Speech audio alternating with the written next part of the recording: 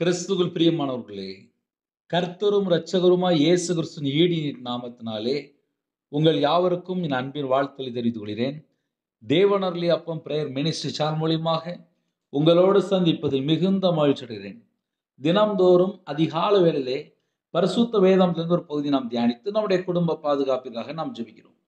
அதிகாலை வேளையிலே அபிஷேகங்களை பெற்றுக்கொள்ள, தேவனுடைய கிருபை பெற்றுக்கொள்ள புதிய நாளுக்காக இணைந்திருங்கள். லெந்து காலத்திலே சிலுவை தியானம் 40 நாளும் 40 செய்தி நாம் தியானித்துக் கொண்டிருக்கிறோம். அதிகால வேளையிலே எத்தனையோ குடும்பத்தில் உபவாசத்தோடு இருப்பீங்க. நாம் ஒரு வேத பகுதியை தியானிப்போம். ரோமர் 5ஆம் அதிகாரம் 15 மற்றும் 19 2 வசனம். ஆனாலும் மீறுதலின் பலன் கிருபை வரத்தின் பலனுக்கு ஒப்பானதல்ல. எப்படியெனில் ஒருவனுடைய மீறுதலினாலே அநேகர் மரித்திருக்க, தேவனுடைய கிருபையும் இயேசு கிறிஸ்து என்னும் ஒரே மனுஷனுடைய கிருபையினாலே வரும் ஈவும் அநேகர் மேல் அதிகமாய் பெருகியிருக்கிறது. ஹல்லேலூயா. இயேசு கிறிஸ்து நமக்காக ஜீவ பலியானார். 19ஆம் வசனத்திலே, அன்றியும் ஒரே மனுஷனுடைய கீழ்ப்படியாமையினாலே அநேகர் பாவிகளாக்கப்பட்டது போல. ஆதாம் ஏவாள் மூலியமா தான் சாபம் வந்துச்சு. ஒரே மனுஷனுடைய கீழ்ப்படியாமையினாலே அநேகர் பாவிகளாக்கப்பட்டது போல. ஆதியாகமத்திலே 3ஆம் அதிகாரம் அங்க ஆரம்பிச்சது. 1ஆம் மாதம் 2ஆம் மாதம். 1ஆம் மாதம் செய்த பாவத்து நிமித்தமாக எல்லாரும் பாவத்துக்குள்ளாக அடைக்கப்பட்டோம். இயேசு கிறிஸ்து நமக்காக தேவகுமாரன் அந்த பூமியில இறங்கி வந்தார். அவருடைய கீழ்ப்படிதலினாலே அநேகர் நீதிமான்களாக்கப்படுவார்கள் என்று எழுதப்பட்டிருக்கு. இயேசு கிறிஸ்து ராஜாவை யாரெல்லாம் விசுவாசிக்கிறோமோ, விசுவாசத்தினால நாம் எல்லாரும் நீதிமானாக மாற்றப்படுகிறோம். நமக்காக ஜீவ பலியானார். நம்முடைய பாவம், நம்முடைய அக்கிரமம், நம்முடைய மீறுதல், நம்முடைய துக்கம், நம்முடைய பலவீனம், நம்முடைய தலைமுறை சாபம் எல்லாவற்றையும் தாமே சிலுவையில் சுமந்தார். இயேசு கிறிஸ்துவை நாம் ஏற்றுக்கொள்ளும் போது நாம் நீதிமான். ஒருவருடைய கீழ்ப்படிதலினாலே அநேகர் நீதிமான்களாக்கப்படுவார்கள் என்று எழுதப்பட்டிருக்கு. பழைய ஏற்பாட்டிலே ஏசாயா 53ஆம் அதிகாரத்திலே எல்லா வசனம் மொத்தமாக எழுதப்பட்டிருக்கு. கர்த்தருடைய பிள்ளைகள் தான் இணைந்திருக்கிறீங்க. ஆவிக்குரிய வாழ்க்கையில வளரணும் அப்படின்னா இயேசு கிறிஸ்துவை நாம் பின்பற்றும் போது அவரை போல நாமும் கீழ்ப்படுகிற பிள்ளைகளாக காணப்பட வேண்டும். கடைசி காலத்திலே கிருபையின் உபதேசத்திலே இஷ்டம் போல வாழ்றதுக்கு டீச் பண்றாங்க. கிருபையின் உபதேசம் அப்படின்னா என்ன தெரியுமா அர்த்தம்? நம்ம மீட்கப்பட்டிருக்கோம். நியாயப்பிரமாணத்திலிருந்து நம்மளை மீட்டு எடுத்துட்டாரு. நம்ம நித்திய ஜீவனுக்குள்ள போகணும் அப்படின்னா மனம் திரும்பி சிறு பிள்ளை போல மாற வேண்டும். மனம் திரும்பி பாவ மன்னிப்பை பெற்றுக்கொள்ள வேண்டும். பரிசுத்தமா வாழணும், நீதியை பின்பற்றணும், உண்மையா வாழணும், தேவ சித்தத்துக்குள்ள வரணும், கட்டளைக்கு கீழ்ப்படியணும், கற்பனை கை கொள்ளணும், நற்கிரியை செய்யணும், நன்மை செய்யணும், தான தர்மம் செய்யணும். தேவன் நமக்கு என்னென்ன கற்றுக் கொடுத்தாரோ அது எல்லாம் முதல்ல நம்ம செய்யணும். நமக்கு கடைசி காலத்திலே அவரை போல நாம் மாற வேண்டும். இயேசு கிறிஸ்து நன்மை செய்வராக சுற்றி திரிந்தார். நசரேயனாகிய இயேசு நன்மை செய்வராக சுற்றி திரிந்தார். அவருடைய பிள்ளைகள் நாமும் கூட நன்மை செய்ய வேண்டும், நற்கிரியை செய்ய வேண்டும். நற்கிரியை செய்யதான் கிறிஸ்து இயேசுக்குள் நம்ம எல்லாருமே ஜெனிபிக்கப்பட்டிருக்கிறோம். சத்திய வசனத்தினாலே ஜெனிபிக்கப்பட்டிருக்கிறோம். எதற்காக? இயேசு கிறிஸ்து ராஜாவை நாம் பின்பற்றும் போது அவரே போல நாமும் வசனத்துக்கு கீழ்ப்படிய வேண்டும். அவருடைய வார்த்தைக்கு கீழ்ப்படிந்து கை கொள்ள வேண்டும். அவருடைய வார்த்தையிலே நிலைத்திருக்க வேண்டும். அவருடைய சத்தத்துக்கு செவி கொடுக்க வேண்டும். உன்னை போல பிறனை நேசி. மன்னிச்சா மட்டும்தான் அன்பு கூற முடியும். காலம் கடைசியா இருக்கு. கொடிய காலங்கள், பொல்லாத உலகம் என்று எழுதப்பட்டிருக்கு. இந்த பொல்லாத உலகத்திலே நம்ம வாழ்ந்துட்டு இருக்கோம். காலம் கடைசியா தான் இருக்கு. வீட்டுக்கு வீடு ஒவ்வொரு பிரச்சனை இருக்கு. காலைல தூங்கி எந்திரிச்ச உடனே எத்தனையோ குடும்பத்துல நிம்மதி இல்ல. வெளியில பார்த்தா சிரிச்சு சந்தோஷமா இருப்பாங்க. அவங்க வீட்ல போய் கேட்டா தெரியும். பிரதர் எங்க வீட்ல நெறைய பிரச்சனை இருக்கு பிரதர் அப்படிம்பாங்க. ஏதோ ஒரு காரியத்திலே சமாதானம் இல்லாத சூழ்நிலை. காரணம் என்ன? வீட்ல 8 பேர் இருக்கிறாங்கன்னா, 8 பேரும் தேவனுக்கு பிரியமானபடி வாழ்ந்தாங்களா? அப்படின்னு சொல்லி நம்ம ஒரு சின்ன கேள்வி கேட்டா சொல்லுவாங்க. என் பையன் சர்ச்சுக்கு வர்றதில்ல. என் பையன் செல்போன்ல இத்தனை மணி நேரம் அடிமையா இருக்கிறான். என் கணவர் சர்ச்சுக்கு வந்து ரொம்ப மாசமாச்சு. எங்க வீட்ல சமாதானம் இல்ல. நான் உபவாசத்தோட தான் இருக்கிறேன். எங்க வீட்ல இப்படிலாம் இருக்கு அப்படிம்பாங்க. சில குடும்பத்தில சர்ச்சுக்கு போயே ரொம்ப நாள் ஆச்சு. வருஷத்துல ஒரு 4 நாள் போயிருவாங்க. வாரம் சர்ச்சுக்கு போ மாட்டாங்க. கையில பைபிள் எடுத்து வாசிக்க மாட்டாங்க. ஆனா நான் கிறிஸ்டியன். சில குடும்பத்தில நெறைய சொல்லலாம். அதெல்லாம் நமக்கு வேண்டாம். கர்த்தருடைய பிள்ளைகளு இயேசு கிறிஸ்து ராஜாவை யாரெல்லாம் பின்பற்றீங்களோ, அவரைப் போல கீழ்ப்படிகிற அந்த குணம் நமக்கு வேணும். கீழ்ப்படியணும் அப்படின்னா, முதல்ல கையில பைபிள் எடுத்து வாசிக்கணும். வசனத்துக்கு கீழ்ப்படியணும். அப்பதான் நம்ம வாழ்க்கையில ஆசீர்வாதம். இன்னைக்கு நெறைய குடும்பத்துக்குள்ள ஏன் சமாதானம் இல்லை? கர்த்தரை விட்டு தள்ளி போய் இஷ்டம் போல வாழ்ந்துட்டு இருப்பாங்க. காலை வேளையில யாரெல்லாம் இணைந்திருக்கிறீங்களோ, தேவனுடைய சமூகத்துல அர்ப்பணிங்க, தாழ்த்துங்க, கேளுங்க. அப்பா என்னை ஆசீர்வதிங்க. உங்க பிள்ளையா நான் வாழணும்.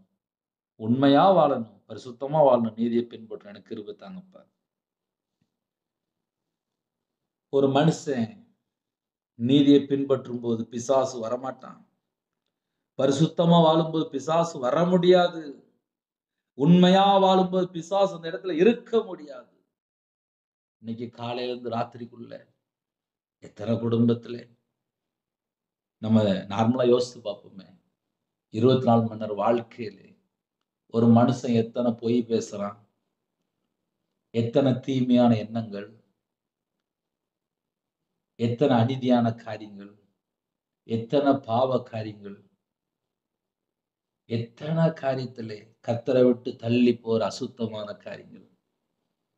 இது ஒரு மனுஷனுடைய வாழ்க்கையில தொடருமானால் எப்படி ஆசீர்வாதம் இருக்கும்? இயேசு கிறிஸ்து பிதாவுடைய சித்தத்தை நிறைவேற்றினார். கீழ்ப்படிந்தார். முடிவு வரையும் தம்மை தாம் தாழ்த்தி கீழ்ப்படிதலை கற்றுக்கொண்டு எத்தனை வசனம் இருக்கு. நம்ம வாழ்க்கை தேவனுடைய கரத்துல இருக்கு. நம்முடைய சுவாசம் தேவனுடைய கரத்துல இருக்கு. அவருடைய கண்கள் பூமி எங்கும் உலாவிட்டு இருக்கு. நம்மளை பார்த்துட்டு இருக்கிறார். எல்லாரும் நினைப்பீங்க, நம்ம எல்லாரையுமே தேவன் பார்த்துட்டு இருக்கிறார். யாரும் எங்கேயும் தப்பிச்சுலாம் ஓட முடியாது. இன்னைக்கு எத்தனை குடும்பத்துல எத்தனை தேவை இருக்கோ பரலோகத்துக்கு தெரியும். காலையில யாரெல்லாம் இதயத்துல பாரத்தோடு இருக்கிறீங்க தேவனுக்கு தெரியும். நம்ம எப்படி தெரியுமா ஜெபிக்கணும்? அப்பா உங்க பிள்ளை வந்திருக்கப்பா, என் இதயத்துல உள்ள பாரத்தை உங்க சமூகத்துல நான் இறக்கி வைக்கிறேன்ப்பா. இயேசு கிறிஸ்து இந்த பூமியில வாழ்ந்த காலத்திலே கீழ்ப்படிந்து வாழ்ந்தார்ப்பா. அதே போல நாங்களும் கீழ்ப்படிந்து வாழணும்ப்பா. அதுதான் நம்ம பெரிய தீர்மானம் எடுக்கணும். ஆவிக்குரிய வாழ்க்கையில ஆசீர்வாதங்களை பெற்றுக்கொள்ளணுமா? உபவாச நாட்களிலே எத்தனையோ குடும்பத்துல உபவாசத்தோடு இருக்கிறீங்க. ஆசீர்வாதத்தை பெற்றுக்கொள்ளணுமா? நம்ம கீழ்ப்படிந்து ஆசீர்வாதத்தை பெற்றுக்கொள்ளணும். ஆதாம் கீழ்ப்படியல, சாபத்துக்குள்ள தள்ளப்பட்டார். ஏதேன் தோட்டத்தை விட்டு வெளியில வந்தாச்சு. இன்னைக்கு நம்ம பூமியில இருக்கோம். நம்ம எல்லாரும் பரலோகத்துக்கு போகணும். நித்திய ஜீவனுக்குள்ள போகணும். மோட்சத்துக்கு போகணும். என்ன செய்யணும்? சிறு பிள்ளை போல மனம் திரும்பி சிறு பிள்ளை போல நம்ம இருதயம் ஃபுல்லா பழைய சுபாவமோ, பழைய எண்ணங்களோ, பழைய பாவ காரியங்களோ, கர்த்தரை விட்டு தள்ளி போற எந்த ஒரு காரியமோ, கசப்போ, வெறுப்போ, பகையோ, எரிச்சலோ எதுவுமே உள்ள வரக்கூடாதுப்பா. எத்தனையோ குடும்பத்திலே கர்த்தருடைய கிருபையினாலே செய்தி கேட்கிறீங்க. எல்லாரும் சந்தோஷமா இருக்கிறீங்களா? இந்த வருஷத்திலே நம்ம சிலுவை தியானத்தை தியானிக்கிறோம். சில குடும்பத்திலே யூடியூப் சேனல் ஆரம்பிச்சதுலேருந்தே கேட்டுட்டு இருக்கிறாங்க. 5 வருஷமா கேட்டுட்டு இருக்கிறாங்க. அவங்களுக்கு தெரியும். இந்த வருஷம் தான் 40 நாள் உபவாசத்துக்குள்ள அநேக காரியங்களை தியானிக்கிறோம். சிலுவை தியானத்தை தியானிக்கிறோம். நெறைய குடும்பத்திலே வீட்ல டைரி போட்டு எழுதிட்டு இருக்கீங்க. உங்க வாழ்க்கை ஆசீர்வாதமா இருக்கணும் அப்படின்னா, இயேசு கிறிஸ்து கீழ்ப்படிந்தார். அப்ப நம்ம என்ன செய்யணும்? அதுதான் இன்னைக்கு ஒரு கேள்வி. ஆவிக்குரிய வாழ்க்கையில ஆசீர்வாதம் வேணுமா? நம்மளும் கீழ்ப்படியணும். அன்றியும் ஒரே மனுஷனுடைய கீழ்ப்படியாமையினாலே அநேகர் பாவிகளாக்கப்பட்டது போல, அந்த வேர்ட் நீங்க நல்லா கவனிச்சா புரியும். ஒரு மனுஷன் கீழ்ப்படியலப்பா, ஆதாம் கீழ்ப்படியல, அநேகர் பாவிகளாக்கப்பட்டது போல. இப்ப இயேசு கிறிஸ்து நமக்காக பிதாவுடைய வலது பரிசத்திலே பரிந்து பேசிக் கொண்டிருக்கிறார். ஒருவருடைய கீழ்ப்படிதலினாலே அநேகர் நீதிமான்களாக்கப்படுவார்கள். இயேசு கிறிஸ்து பிதாவின் சித்தத்தை செய்து முடித்தார். நியாயப்பிரமாணத்தை நிறைவேற்றினார். இன்றும் நமக்காக பிதாவிடத்தில் பரிந்து பேசுகிறார். நமக்காக இந்த பூமியிலே ஆட்டுக்குட்டியாக, தேவாட்டுக்குட்டியாக, மனுஷகுமாரனாக, தாவீதின் குமாரனாக இறங்கி வந்தார். உலகத்தின் பாவத்தை சுமந்து தேய்க்கிற தேவாட்டுக்குட்டியாக இறங்கி வந்தார். நமக்காக ஜீவனை தந்திருக்கிறார். முடிவு பரியந்தம் தன்னைத்தாம் தாழ்த்தி கர்த்தருடைய பிள்ளைகள், கர்த்தருடைய வருகையிலே நம்ம நிக்கணும் அப்படின்னா நம்மளும் கீழ்ப்படியணும். காலம் கடைசியா இருக்கு. தேவனோட வார்த்தை கீழ்ப்படிந்தால் ஆசீர்வாதம். இன்னைக்கு உள்ள சிலுவை தியானம் உங்க வீட்டுல டைரி இருந்தா நீங்க எடுத்து எழுதி வைத்துக் கொள்ளலாம். ஒருவருடைய கீழ்ப்படிதலினாலே அநேகர் நீதிமான்களாக்கப்படுவார்கள். ஒருவருடைய அப்படின்னா இயேசு கிறிஸ்து. ஹல்லேலூயா. அதிகாலை வேளையிலே மத்தேயு 6ஆம் அதிகாரம் 7, 8 ஆகிய வசனங்கள். நீங்கள் ஜெபம் பண்ணும்போது அஞ்ஞானிகளைப் போல வீண் வார்த்தைகளை அளப்பாதேயுங்கள். அவர்கள் அதிக வசனிப்பினால் தங்கள் ஜெபம் கேட்கப்படும் என்று நினைக்கிறார்கள். அவர்களைப் போல நீங்கள் செய்யாதிருங்கள். உங்கள் பிதாவை நோக்கி நீங்கள் வேண்டிக் கொள்கிறதற்கு முன்னமே உங்களுக்கு இன்னது தேவை என்று அவர் அறிந்திருக்கிறார். ஹல்லேலூயா. மாம்சமான யாவரும் என்னிடத்தில் வருவார்கள் என்று எழுதப்பட்டிருக்கு. அவருக்கு ஒரு அருமையான பெயர் இருக்கு. ஜெபத்தை கேட்கிறவர். இன்னொரு பெயர் இருக்கு, ஆவிகளின் பிதா. இன்னொரு பெயர் இருக்கு, ஜோதிகளின் பிதா. சர்வ வல்லம் உள்ள தேவன். அவருடைய கண்கள் பூமி எங்கும் உலாவிக் கொண்டிருக்கு. நம்மளை பார்த்துக்கிட்டே இருக்கிறாரு. என் பிள்ளை என்ன பண்ணுது காலையில, எல்லாம் தேவனுக்கு தெரியும். சில குடும்பத்துல உடனே சொல்லுவாங்க, பிரதர் என் பிள்ளை இன்னைக்கு எக்ஸாம் எழுத போகுது, என் பையன் எக்ஸாம் எழுத போகுது. எல்லாம் தேவனுக்கு தெரியும். இன்னைக்கு காலையில சில குடும்பத்துல தாய் அழகா உட்கார்ந்து அழகா முழங்கால் போட்டு என் பையன் நல்ல எக்ஸாம் எழுதி நல்ல மார்க் எடுக்கணும், என் பிள்ளை நல்ல மார்க் எடுக்கணும்னு சொல்லி அம்மா ஜெபம் பண்ணிட்டு இருப்பாங்க. அதே பிள்ளைதான் கட்டில படுத்து கிடந்து செல்போன்ல கேம் விளையாண்டுட்டு இருக்கும். அதையும் ரசிச்சு பார்த்து யாரு? அம்மா தான். எத்தனையோ நாட்கள் பிள்ளைகள் படிக்காம செல்போன்ல மூழ்கி போய் கிடந்துச்சு. தேவன் எல்லாத்தையும் பார்த்துட்டு இருப்பாரு. ஒரு பிள்ளைகள் எக்ஸாம் எழுதணும் அப்படின்னா எத்தனை நாள் பிள்ளைகள் படிச்சாங்க? கர்த்தருடைய பிள்ளைகள் ஆவிக்குரிய வாழ்க்கையிலே நிறைய ரகசியங்களை அறிந்து கொள்ளணும். பரலோகத்துல தேவன் எல்லாரையும் பார்த்துட்டு இருக்கிறார். உங்களுக்கு இன்னது தேவை என்று அவர் அறிந்திருக்கிறார் என்று எழுதப்பட்டிருக்கு. நீங்க காலையிலே என்னெல்லாம் நீங்க கேட்க போறீங்க எல்லாம் தேவனுக்கு தெரியும். நம்ம நினைச்சிட்டு இருப்போம். சில குடும்பத்திலே நெறைய நினைச்சிட்டு இருப்போம். அது நமக்கு தேவையில்ல. நீங்கள் ஜெபம் பண்ணும்போது அஞ்ஞானிகளைப் போல, கர்த்தரை அறியாத ஜனங்களைப் போல வீண் வார்த்தைகளை அளப்பாதேயுங்கள். தேவன் வானத்துல இருக்காருப்பா. நம்ம பூமியில இருக்கோம். தேவன் பரலோகத்துல இருக்காரு. நம்ம பூமியில இருக்கோம். வானம் எனக்கு சிங்காசனம், பூமி எனக்கு பாதபடி. அவருடைய பாதபடியில இருக்கிறோம் அவ்வளவுதான். ஒரு நாள் நம்ம உயிரோட இருக்கிறது அவருடைய சுத்த கிருபை. நாம் நிர்மலமாக இருப்பது அவருடைய சுத்த கிருபை. ஆவிக்குரிய வாழ்க்கையிலே ஆசீர்வாதங்களை பெற்றுக்கொள்ளணுமா? கிருபையை பெற்றுக்கொள்ளணுமா? வரங்களை பெற்றுக்கொள்ளணுமா? அபிஷேகம் வேணுமா? தாகத்தோடு இருக்கிறீங்களா? தேவன் தருவார். ஆனால் வீண் வார்த்தைகளை அளப்பாதேயுங்கள். கர்த்தரை விட்டு தள்ளி போயிருந்தோம் அப்படின்னா மனம் திரும்பிடணும். மனம் திரும்பி பாவ மன்னிப்பை பெற்றுக்கொண்டால் நம்ம குடும்பம் ஆசீர்வாதம். சில குடும்பத்துல என்ன பண்ணுவாங்க அப்படின்னா, தேவையில்லாமல் வீண் வார்த்தை பேசிக்கிட்டே இருப்பாங்க. அதெல்லாம் வேண்டாம். அவருடைய சமூகத்துல போய் சாஷ்டாங்கமா பணிந்து குனிந்து முழங்கால் படியிட்டு கைகளை வானத்துக்கு நேரா உயர்த்தி, அப்பா உங்க பிள்ளை வந்திருக்குப்பா,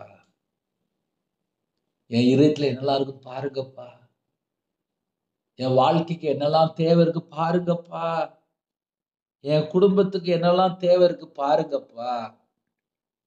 சில குடும்பத்துல உபவாசத்தோடு இருக்கிறீங்க. உங்க இதயத்துல நீங்க என்னென்ன காரியத்துக்கு பொருத்தனை பண்ணி உபவாசத்தோடு இருக்கிறீங்களோ கேளுங்க. அப்பா நான் இந்த காரியத்துக்காக தான்ப்பா உபவாசம் இருக்கிறேன் அப்படின்னு சொல்லி அவருடைய சமூகத்துல உண்மையா பேசுங்க. யதார்த்தமாய் பேசுங்க. நீங்க எப்படி வாழ்றீங்களோ அப்படியே பேசுங்க. எனக்கெல்லாம் எப்படி ஜெபிக்கணும்னு எனக்கு தெரியாது. எனக்கு எப்படி பைபிள் வாசிக்கணும்னு எனக்கு தெரியாது. என் வாழ்க்கையெல்லாம் வித்தியாசம். நான் வியாபாரத்துல இருந்து கடன்ல கஷ்டப்படும்போது, அவமானம் நிந்தையோடு இருக்கும்போது கையில பைபிள் எடுத்து வாசிக்க ஆரம்பிச்சவன். எழுத்துக்கூட்டி தான் வாசிக்க ஆரம்பிச்சேன். கையில பைபிள் எடுத்து வாசிக்கும்போது எனக்கும் புரியாது. நேத்து ஒரு குடும்பத்திலே ஒரு தாயார் சாட்சி சொன்னாங்க. பிரதர் உங்க செய்திய நான் கேட்க ஆரம்பிச்சதுக்கப்புறம், நான் கையில பைபிள் எடுத்து வாசிக்க ஆரம்பிச்சுட்டேன் அப்படின்னாங்க. ஆனால் அவங்க என்ன தெரியுமா சொன்னாங்க? நான் 7ஆம் கிளாஸ் தான் படிச்சிருக்கேன் அப்படின்னாங்க. நான் முழு பைபிள வாசித்து முடிச்சுட்டேன் அப்படின்னாங்க. சந்தோஷமா சொல்லிட்டு இருந்தாங்க. 7ஆம் கிளாஸ் தான் நான் படிச்சிருக்கேன் பிரதர். உங்க செய்திய கேட்க ஆரம்பிச்சதுக்கப்புறம், நான் முழு பைபிள வாசித்து முடிச்சுட்டேன் அப்படின்னாங்க. சந்தோஷமா சொல்லிட்டு இருந்தாங்க. தேவனுடைய நாமம் மட்டும் மகிமைப்படுவதாக. நான் 6ஆம் கிளாஸ் தான்ப்பா போயிருந்தேன். கையில பைபிள் எடுத்து வாசிக்கும்போது எழுத்துக்கூட்டி தான் வாசித்தேன். ஆனால் கர்த்தருடைய கிருபையினாலே பைபிள் வாசித்து முடிக்கிறது கிருபை செய்தார்.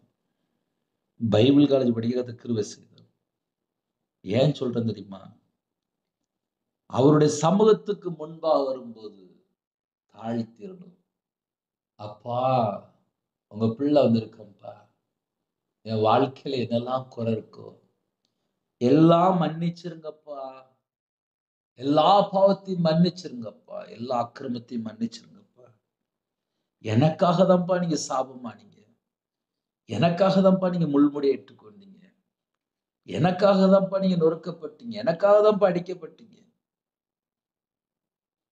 சிலுவை தியானத்திலே ஒவ்வொரு நாளும் வசனத்தை வைத்து நம்ம தியானிக்கும் போது நம்ம வாழ்க்கையில இன்னும் கர்த்தரோடு கிட்டி சேர மிகவும் பிரயோஜனமா இருக்கும். உபவாச நாட்களிலே வீண் வார்த்தைகளை அளப்பாதேயுங்கள் அஞ்ஞானிகளைப் போல. இன்னைக்கு நிறைய குடும்பத்திலே 1 மணி நேரம் ஜெபம் பண்ணணும், 2 மணி நேரம் ஜெபம் பண்ணணும் அப்படின்னா 1000 ஸ்தோத்திர பலி சொல்லுங்க, பரிசுத்தவான்களுக்காக ஜெபிங்க, மிஷனரிக்காக ஜெபிங்க. தேசத்துல எல்லா ஜனங்களுக்காக ஸ்தோத்திரம் செலுத்தி ஜெபிங்க. விண்ணப்பத்தோடு ஜெபிங்க. பாவ மன்னிப்பு அறிக்கை பண்ணி ஜெபம் பண்ணுங்க. தாழ்த்தி ஜெபம் பண்ணுங்க. மன்றாடி கேளுங்க. உண்மையா வாழ்ந்து ஜெபம் பண்ணுங்க. எத்தனையோ ஜெப குறிப்பு நம்ம டெய்லி ஒவ்வொரு பாயிண்ட் நம்ம அழகா தியானித்து கொண்டே இருக்கிறோம். கர்த்தருடைய கிருபையினால இந்த லெந்து காலத்திலே எத்தனையோ காரியங்களுக்காக ஒவ்வொரு நாள் எந்தெந்த காரியத்தை எப்படி ஜெபிக்கணும், எத்தனையோ வசனங்கள் நம்ம தியானிச்சிருக்கிறோம். கர்த்தருடைய பிள்ளைகள் இணைந்து இருக்கிறீங்க. கர்த்தருக்கு ஸ்தோத்திரம். கர்த்தருடைய நாம மகிமைப்படட்டும். நம்ம வாழ்க்கை தேவனுக்கு பிரியமானபடி இருந்தால் ஆசீர்வாதம். இன்னைக்கு நிறைய குடும்பத்துல கர்த்தரை விட்டு தள்ளி போயிட்டு இருக்கிறாங்க. வெளியே தெரிய மாட்டுக்கு. வெளியே தெரிய மாட்டுக்கு. இஷ்டம் போல வாழ்ற வாழ்க்கை. அப்புறம் வந்துட்டு முழங்கால் போட்டுட்டு யப்பா யப்பா யப்பா யப்பா. நிறைய குடும்பத்திலே கர்த்தரை விட்டு தள்ளி போயாச்சு. எத்தனையோ முறை பரிசுத்த ஆவியானவர் எச்சரிப்பு கொடுத்தார். எத்தனையோ முறை பாஸ்டர் மூலியமா எச்சரிப்பு கொடுத்தார். வீட்டுல அம்மா அப்பா எத்தனையோ முறை கண்டித்து சொன்னாங்க. கேட்கல. பிள்ளைகள் கர்த்தரை விட்டு தள்ளி போயிட்டாங்க. ஆனா இன்னைக்கு காலையில பார்த்தா சில குடும்பத்துல எக்ஸாம் எழுதுறா பிள்ளைகள் இப்பதான் ரொம்ப கால வேளையில நல்ல எக்ஸாம் எழுதி இன்னைக்கு தான் முழங்காலே போட்டிருக்கு. அப்ப இத்தனை நாள் வாழ்க்கை எங்க போச்சு? தேவன் எல்லாத்தையும் பார்ப்பார். ஆனாலும் மன்னிக்கிற தேவன், இரக்கமுள்ள தேவன். அவருடைய சமூகத்துல யாரெல்லாம் முழங்கால் படியிடுறீங்களோ தேவன் குடும்பத்தை ஆசீர்வதிப்பார். அவருடைய பாதபடியிலே முழங்கால் படியிடும்போது எப்படி சொல்லணும்? அப்பா, உங்க சத்தத்துக்கு நான் செவி கொடுக்கலப்பா, என்னை மன்னிச்சிருங்கப்பா. உங்க அன்பை நான் புரிந்து கொள்ளலப்பா. நீங்க என் மேல பாசமா இருக்கிறீங்கப்பா. அதை நான் புரிந்து கொள்ளலப்பா. சில குடும்பத்துல பிள்ளைகள் எக்ஸாம் எழுத போகுது. அப்ப நம்ம எப்படி சொல்லணும்? என் பிள்ளைகள் நல்ல எக்ஸாம் எழுதணும்ப்பா. பிள்ளைகளோட பாவத்தை மன்னிச்சிருங்கப்பா. பிள்ளைகளோட நீங்க புறப்பட்டு போங்கப்பா. பிள்ளைகளோட கரத்தை நீங்க பிடிங்கப்பா. பிள்ளைகளுக்கு தேவ கிருபை தாங்கப்பா. தேவ ஞானத்தால் நிரப்புங்கப்பா. இப்படி நம்ம ஜெபிக்கணும் பெற்றோர்.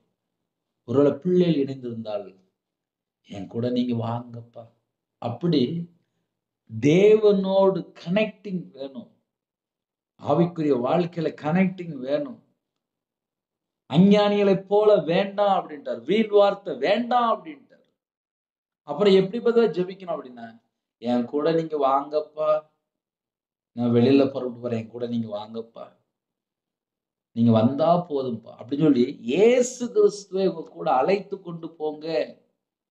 இன்னைக்கு நிறைய குடும்பத்துல ஏன் போராட்டம், ஏன் பிரச்சனை, ஏன் உபத்திரம், எனக்கு எல்லாம் தெரியும் அப்படின்னு சொல்லிட்டு கிளம்பி போவாங்க. அப்புறம் பார்த்தா வீட்டுல பார்த்தா பெரிய குழப்படியா இருக்கும். அப்புறம் பார்த்தா நிம்மதியா இருக்காது. காரணம் என்ன? இயேசு இல்லாத ஒரு வாழ்க்கையா இருக்கும். இயேசு கிறிஸ்து 24 மணி நேரம் கூட இருக்கும்போது உங்களுடைய வாழ்க்கை மகிமையா இருக்கும். ஒரு குடும்பத்திலே மகிமையான வாழ்க்கையா இருக்கணுமா? இயேசு கிறிஸ்து கூட இருக்கணும். மகிமையின் ஆவியானவர் நம்முடைய சிரசு மேல தங்கி இருக்கணும். நம்ம மேல தங்கி இருக்கணும். மகிமை உள்ள ஆவியானவர் நம்ம மேல தங்கி இருக்கணும். அப்பந்தான் நம்ம வாழ்க்கை சகல விதமான நன்மைகளை பெற்றுக்கொள்ள முடியும். வீண் வார்த்தைகளை அலப்பாதேயுங்கள். வீண் வார்த்தை எல்லாம் வேண்டாம். தேவனுடைய சமூகத்துல போகும்போது, அப்பா என் கூட வாங்கப்பா. அவ்வளவுதான். நம்ம கூட தேவன் வருவார். நம்மளை உருவாக்குன தேவன் அவர் நம்ம கூட தான் இருப்பார். இந்த பூமியில இயேசு கிறிஸ்து இல்லாமல் ஒரு மனுஷன் உலகத்துக்குள்ள போகும்போது பல பாவ அடிமையில சிக்கி கொள்றாங்க. பல தவறான வழியில சிக்கி கொள்றாங்க. அசுத்தமான வழியில போய் சிக்கி கொள்றாங்க. மோக இச்சைக்குள்ள போய் சிக்கி கொள்றாங்க. துன்மார்க்கமான காரியத்துல போய் சிக்கி கொள்றாங்க. மதுபான அடிமையில போய் சிக்கி கொள்றாங்க. கஞ்சா பழக்கத்துல போய் சிக்கி கொள்றாங்க. விக்கிரத்துல போய் சிக்கி கொள்றாங்க. கர்த்தரை விட்டு தள்ளி போகும்போது துன்மார்க்கமான வழியில போய் சிக்கி கொள்றாங்க. சில குடும்பத்துல லஞ்சம் வாங்கிருந்தாங்க, லஞ்சம் கொடுத்துருந்தாங்க. சில குடும்பத்துல கர்த்தரை விட்டு தள்ளி போனோன்னே போய் பேச ஆரம்பிச்சிருந்தாங்க. இதுக்கெல்லாம் பின்னாடி என்ன காரணம்? கர்த்தர் இல்லாத ஒரு வாழ்க்கை. ஒரு மனுஷனுடைய கர்த்தர் 24 மணி நேரம் இருக்கும் போது அந்த வாழ்க்கை வித்தியாசம். தேவ ஆவியினால நிரப்பப்பட்டு நம்ம வெளியில புறப்படும் போது அந்த வாழ்க்கை வித்தியாசம். தேவன் நம்ம கூட வருவாரானால் நம்ம வாழ்க்கை வித்தியாசம். அதனால யாரெல்லாம் இணைந்திருக்கிறீங்களோ, கர்த்தருடைய கரம் உங்க மேல இருக்கு. கர்த்தருடைய கரம் உங்க மேல இருக்கு. இன்னைக்கு யாரெல்லாம் ஜெபிக்கிறீங்களோ, கர்த்தருடைய கரம் உங்க மேல இருக்கு. ஒரே ஒரு வார்த்தை, நான் நித்திய ஜீவனுக்கு வருவரையும் நீங்க என் கூட இருக்கணும்ப்பா. இன்னைக்கு மட்டும் இல்ல, வாழ்க்கை ஃபுல்லா என் கூட இருக்கணும்ப்பா. அப்படி நமக்கும் தேவனுக்கும் ஒரு அக்ரிமெண்ட் வேணும். எப்படி நம்ம ஒரு சொத்து பூமியில வாங்கினால் கவர்மெண்ட்ல என்னென்ன ரூல்ஸ் இருக்கு, ஒரு அக்ரிமெண்ட் நம்ம கையெழுத்து போடுறோமோ, இந்த பூமியில கடைசி வரை என் கூட இயேசு கிறிஸ்து கூட இருக்கணும். ஒரு மனுஷனோட இயேசு கிறிஸ்து கூட இருப்பாரானால் அவனோட வாழ்க்கையில செழிப்பு உண்டு, ஆசீர்வாதம் உண்டு, நன்மைகள் உண்டு, பொக்கிஷ சாலைகள் திறக்கப்படும், அவனுடைய வம்சம் பலுகி பெருகும், அவனுடைய ஆஸ்தி ஐஸ்வர்யம் எல்லாம் பலுகி பெருகும், அந்த குடும்பமே பலுகி பெருகும், சந்ததி பலுகி பெருகும். அவங்களுக்கு என்னெல்லாம் இருக்கும் அது எல்லாம் திரளாக பெருகும். அப்ப நம்ம கூட இயேசு கிறிஸ்து கூட இருக்கணும். நன்மை செய்வரா சுற்றி திரிந்தார். பிசாசுடைய கிரிகளை அழிக்கும்படிக்கு தேவனுடைய குமாரன் வெளிப்பட்டார். தேவ குமாரன் நம்மோடு கூட இருக்கும்போது அந்த இடத்துல பிசாசின் கிரியைகள் இருக்காது. நம்ம இருதயத்துக்குள்ள தேவ குமாரன் இருப்பாரானால் நமக்கு பக்கத்துல தேவையில்லாம எந்த ஒரு பிரச்சனையும் இருக்காது. தேவ பிரசன்னத்தினால நாம் நிரம்பி இருக்கும் போது, தேவனுடைய வல்லமையினால நிரப்பப்பட்டிருக்கும் போது, தேவனுடைய கிருபையினால நாம் நிரப்பப்பட்டிருக்கும் போது நம்ம குடும்பம் ஆசீர்வாதம்.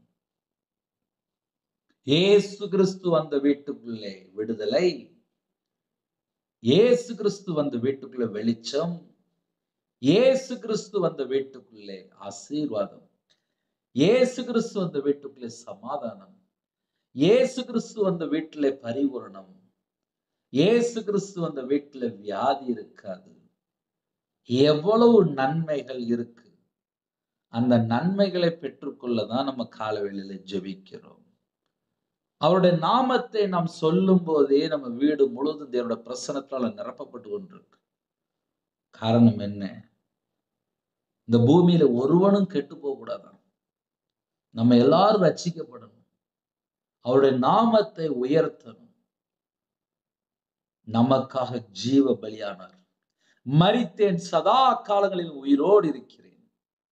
அவருடைய பாதபடியிலே சாஷ்டாங்கமா விழுந்து அர்ப்பணித்து தாழ்த்தி புதிய நாளுக்காக நம்ம ஜெபிக்க போயிரும்.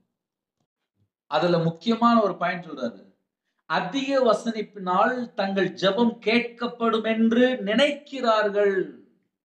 இவங்களா சிந்தனைக்குள்ள நினைவுக்குள்ள அப்படி இப்படின்னு சொல்லி பல காரியங்களை யோசிப்பாங்க. எப்படி நம்ம ஒரு கடன் வாங்கணும் அப்படின்னா, நான் இந்த மாசம் தந்துருவேன், நான் அடுத்த மாசம் தந்துருவேன் சொல்லி இந்த கடன் வாங்குறதுக்காக ஒரு 2 பொய் எக்ஸ்ட்ரா பேசுவாங்க. ஆனா தேவனுக்கு முன்பாக போய் நிக்கும்போது நம்ம இருதயத்தை பரலோகத்துல தேவன் பார்த்துட்டு இருப்பார். அதிக வசனிப்பினால், அதிக வார்த்தையினால் தங்கள் ஜெபம் கேட்கப்படும் என்று நினைக்கிறார்கள். நான் அதிகமா பேசியாச்சு அப்படின்னா தேவன்ட்ட நான் எதையாவது கேட்டு வாங்கிடலாம்னு சொல்லி நினைக்கிறாங்க அப்படிங்கிறார்.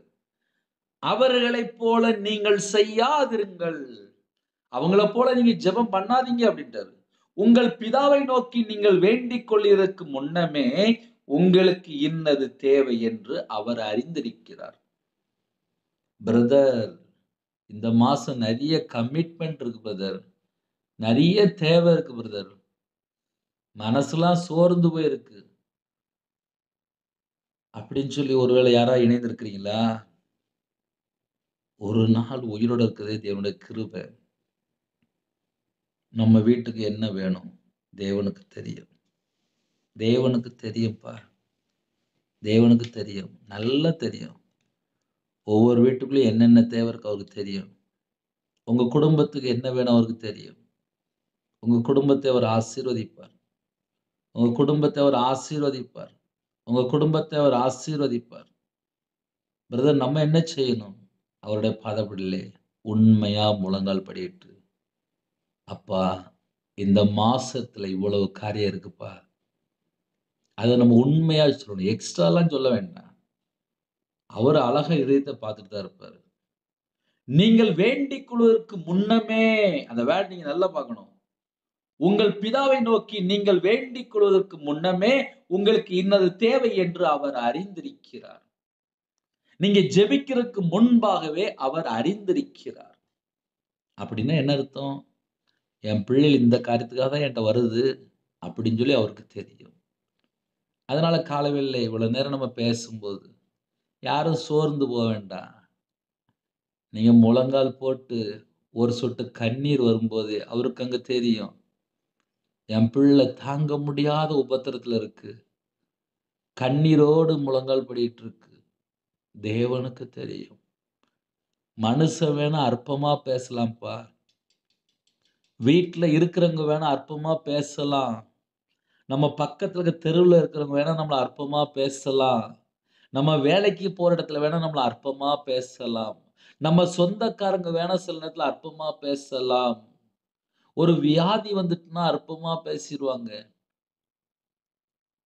ஆனால் தேவன் அப்படி இல்ல. நீங்கள் வேண்டிக் கொள்வதற்கு முன்னமே உங்களுக்கு இன்னது தேவை என்று அவர் அறிந்திருக்கிறார். அப்ப நமக்குள்ள இருக்கிறது என்ன தெரியுமா? விசுவாசம் இருக்கணும். நம்பிக்கை இருக்கணும். சில குடும்பத்துலலாம் எப்ப பார்த்தாலும் இது சந்தேகம் தான் உள்ள கிடக்கும். அவிசுவாசம் தான் உள்ள இருக்கும். எவ்வளவு நேரம் முழங்கால் போட்டு ஜெபம் பண்ணாலும், எனக்கெல்லாம் இது நடக்குமா? அப்படின்னு சொல்லி அவிசுவாசமான வார்த்தைய பேசிக்கிட்டே இருப்பாங்க. சந்தேகமான வார்த்தைய பேசிக்கிட்டே இருப்பாங்க. முதல்ல அதுக்காக உபவாசம் போடுங்க. சில குடும்பத்துல சந்தேகம், அவிசுவாசம், ஒரே அவிசுவாசம். அதெல்லாம் தூரத்துக்கு போட்டுருங்க. உண்மையா முழங்கால் படியிட்டு ஜெபிப்போம். கர்த்தர் குடும்பத்தை ஆசீர்வதிப்பார். ஒரு சின்ன ஜெபம் பண்ணி முடிச்சிருவேன். அதுக்கப்புறம் தனி ஜெபம் பண்ணிக்கோங்க. கண்களை மூடி நாம் ஜெபம் செய்வோம். பரலோக பிதாவே, உம்மை நன்றியோடு துதிக்கிறோம், ஸ்துதிக்கிறோம்ப்பா. எங்க கூட நீங்க பேசியிருக்கிறீங்கப்பா. உங்க கரத்துல அர்ப்பணிக்கிறோம். பிதா, குமாரன், பரிசுத்த நாமத்தாலே ஒவ்வொரு குடும்பமும் உத்திரைப்படட்டும். உங்களோட இரத்த கொட்டைகளை வேலடைத்து மூடி மறைத்து பாதுகாத்து விடுங்க. உங்க கிருபையால் நிரப்புங்க. ஜெப விஷயம் தாங்க, தியானிக்கிற விஷயம் தாங்க, துதிக்கிற விஷயம் தாங்க. ஆவிக்குரிய 9 கனிகளினாலும் ஆவிக்குரிய 9 வரலாறு நிரப்புங்க. புதிய நாளிலே பிறந்த நாள் கொண்டாடுறாங்க, திருமண நாள் கொண்டாடுறாங்க. கர்த்தர் கரந்துட்டு உங்களோட வம்சத்தை ஆசீர்வதிங்க. கர்ப்பத்திலிங்க ஜெபிக்கிறோம். கர்த்தர் மனமிறங்கி ஆசீர்வதிங்க. பிள்ளைகளுக்கு வயசு அதிகமாயிட்டு போகுது. திருமண வயசு தாண்டுது. கர்த்தர் வாசல் திறந்தாங்க. மாசமா இருக்காங்க, டெலிவரி பண்றாங்க. கர்த்தர் கூட இருங்க. நார்மல் டெலிவரி ஆக்கிட்டாங்க. திருமணம் முடிந்ததுக்கு அப்புறம் நிறைய தேவைகள், கோர்ட்டு கேஸ் சொல்லி பல பிரச்சனைகள், மதுபான அடிமை, விக்கிர வழிபாடு, விபச்சார அடிமை, எந்த காரியத்துல அடிமையா இருக்காங்களோ அந்த பாவத்துல இருந்து வெளியில வரணும். சபிக்கப்பட்ட எல்லா பொல்லாத சத்துரு கிரிகளும் வேரோட சுட்டெரிக்கப்பட்டு போட்டு, இயேசு கிறிஸ்து ரத்தத்தினால் இயேசு கிறிஸ்து நாம சுட்டெரிக்கப்பட்டு ஒவ்வொரு குடும்பத்துக்கும் கர்த்தர் விடுதலை கொடுங்க. கர்த்தர் கூட இருக்கு. ஹாஸ்பிட்டல்ல எந்த குடும்பத்துல பலவீனத்தோடு படுக்க இருக்காங்களோ, உம்முடைய தழும்புள்ள கரத்தினால தொட்டு சுகமாக்கி தாங்க. பரிபூர்ணமான சுகம் தாங்க. எக்ஸாம் எழுதுற பிள்ளைகளுக்கா ஸ்தோத்திரம். உங்க பிள்ளையோட கர்த்தர் புறப்பட்டு போங்க. ஃபர்ஸ்ட் ரேங்க் எடுக்கணும். நல்லா படிச்சு எக்ஸாம் எழுதணும். குறைகள், குற்றங்களை மன்னிங்க. பிள்ளையோட கரத்தை பிடிங்க. யாரெல்லாம் தாழ்த்துறாங்களோ, அந்த எல்லா குடும்பத்துக்கும் கர்த்தர் ஆசீர்வதிங்கப்பா. ஒவ்வொரு குடும்பத்துக்கும் கர்த்தர் ஆசீர்வதிங்கப்பா. இணைந்திருக்கிற குடும்பம் கர்த்தராகிய இயேசு நாமத்தினால ஆசீர்வதிக்கப்படட்டும் ராஜா. காலை வேளையில டிரைவிங் லைன்ல போறாங்க. அப்போ சில குடும்பத்திலே காலைவேளையில வேலைக்கு போறாங்க. படிக்கிற பிள்ளைகள் எத்தனையோ குடும்பத்திலே காலைவேளையில வெளியில போறாங்க ராஜா. சிறு பிள்ளை முதல் கொண்டு முதியோர் வரை எல்லாரையும் கர்த்தருடைய கரத்துல அர்ப்பணிக்கிறோம். சில குடும்பத்துல வியாபாரம் பார்க்கங்க, கவர்மெண்ட் வேலை பார்க்கங்க, எல்லாரையும் உம்முடைய கரத்துல அர்ப்பணிக்கிறோம். கர்த்தர் கூட இருங்க. உங்க கிருபையால் நிரப்புங்க. எல்லா குடும்பத்தையும் கர்த்தர் பாதுகாத்துக் கொள்ளுங்க. தேவையில்லாமல் எங்கேயும் போய் நிக்க கூடாது. தேவ சித்தத்துக்குள்ள இருக்கணும். யாரெல்லாம் அர்ப்பணிக்கிறாங்களோ, கர்த்தருடைய கரத்துல அர்ப்பணிக்கிறோம். உங்க பிள்ளைகளோட நீங்க புறப்பட்டு போங்க. தேவன் அருளி அப்போ மினிஸ்டர் மூலமா இணைந்திருக்கிற குடும்பங்கள் கர்த்தராகிய இயேசு கிறிஸ்து நாமத்தினால, இயேசு கிறிஸ்து ரத்தத்தினால வேலி அடைபடட்டும். ஒவ்வொரு குடும்பத்துக்கும் விசேஷமா ஆட்டுக்குட்டியின் ரத்தம் அப்பா வேலி அடைபடட்டும் ராஜா. எல்லா குடும்பத்துக்கும் கர்த்தர் பொறுப்படுத்துங்க. இந்த நாளிலும் எந்த குடும்பத்துல சிறையிருப்போடு இருக்காங்களோ, சில குடும்பத்திலே ஒரே தட்டுப்பாடு, தரித்திரம், பஞ்சம், கஷ்டம், வறுமை, நிந்தை, அவமானம், பலவிதமான பிரச்சனைகள் இருக்காங்கப்பா. அந்த வீட்டுக்கு ரொம்ப கிரீஸ் எல்லா பொல்லாத கிரியில இயேசு கிறிஸ்து ரத்தத்தினாலே இயேசு கிறிஸ்து நாமத்தை சுட்டு எரிக்கப்படட்டும்ப்பா. எல்லா குடும்பத்துக்கு கர்த்தர் ஆசீர்வதிங்க. வெளிநாட்டுல இருக்காங்க, உங்க பிள்ளைகளுக்கு சகலவிதமான பாதுகாப்பு தாங்கப்பா. சகலவிதமான பாதுகாப்பு தாங்கப்பா. சகலவிதமான பாதுகாப்பு தாங்கப்பா. வெளிநாட்டுல இருக்க குடும்பத்துக்கு கர்த்தர் ஆசீர்வதிங்க. கர்த்தருடைய கரத்துல அர்ப்பணிக்கிறோம். பொருத்தனை பண்ணி உபவாசத்தோடு இருக்காங்கப்பா. உபவாச நாட்களை ஆசீர்வதித்தாங்க. உமக்கு பிரியமானபடி வாழைகளை அர்ப்பணிக்கிறோம். கர்த்தர் பொறுப்படுத்துங்க. இந்த நாளில் ஜெபிக்கிற எல்லா ஜெப குறிப்பும் உம்முடைய பாதத்தில் அர்ப்பணிக்கிறோம். கர்த்தர் ஒவ்வொரு குடும்பத்தையும் அவனுடைய மன விருப்பத்தையும் கர்த்தர் நிறைவேற்றித்தாங்க. கர்த்தர் பொறுப்படுத்துங்க. சில குடும்பத்துல வீடு கட்டுறது தடையா இருக்குப்பா. தடையெல்லாம் நீக்கி போட்டுங்க. உபவாச நாட்கள்ல யாரெல்லாம் இரவு போல உபவாசம் இருக்காங்களோ அவங்களோட மன விருப்பத்தை நிறைவேற்றி ஆசிரியங்க. கர்த்தர் பொறுப்படுத்துங்க. துதிகன மகிமையெல்லாம் ஒருக்கே செலுத்திடும். இயேசு கிறிஸ்து பிதாவே ஆமென். தேவனுக்கே மகிமையுண்டதாக. கர்த்தர் தாமே உங்களை உங்கள் குடும்பத்தில் சகல காரியத்தில் சம்பூர்ணமா திருப்தியா கர்த்தர் கொடுத்து பரிபூர்ணமா ஆசீர்வதிப்பாராக. ஆமென். கர்த்தராகிய இயேசு கிறிஸ்துவின் கிருபையும் பிதாவாகிய அன்பும் பரிசுத்தமுடைய ஐக்கியமும் இப்பொழுதும் எப்பொழுதும் சதா காலங்களிலும் நம் மனோடு கொடுப்பதாக. ஆமென். கிறிஸ்துவில் பிரியமானவர்களே, என்னுடைய ஊழியக்காரத்துடன் ஜெபித்து கொள்ளுங்கள். 9363064181 நம்பர் கொண்டால் நாங்கள் உங்களுக்காக குடும்பத்துக்காக ஜெபிப்போம். God bless you. Thanks for watching. Please subscribe our channel. Click the like and share. Click the bell. God bless you.